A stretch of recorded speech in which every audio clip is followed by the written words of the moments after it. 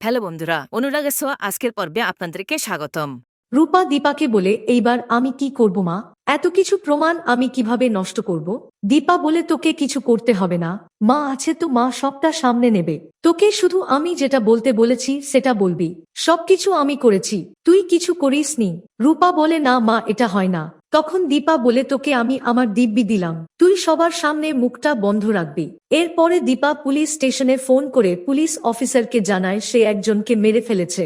এদিকে বাড়ির সবাইও বাড়িতে আসে। রুডি মারা গেছে দেখে সোনা খুব কান্নাকাটি করছে। সূর্য দীপাকে বলে, এটা কি করেছো তুমি? দীপা বলে, আমি অধর্মের বিনাশ করেছি। ও বেঁচে থাকলে আমাদের ক্ষতি করে ফেলতো, তাই আমি ওর ক্ষতি করে ফেলেছি। সোনাকে মুক্তি দিয়েছি। সোনা বলে, তুমি কি মা?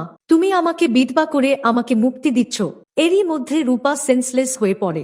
এরপরে পুলিশ অফিসার এসে দীপাকে থানায় তুলে নিয়ে যায়। সূর্য বুঝতে পারে দীপা তার কাছে কিছু একটা লোক আছে। সে থানায় দীপার সঙ্গে দেখা করতে যায়। এদিকে সোনা নিজের শাখা বলা নিজেই ভেঙে ফেলে, আর সবাইকে বলে, আমি আমার মাকে কখনো ক্ষমা করব। ভিডিওটি ভালো লেগে থাকলে আমাদেরকে সাবস্ক্রাইব করুন আর পাশে থাকা বেল আইকনটি বাজিয়ে দিন। লাইক এবং কমেন্ট করতে ভুলবেন না। ধন্যবাদ।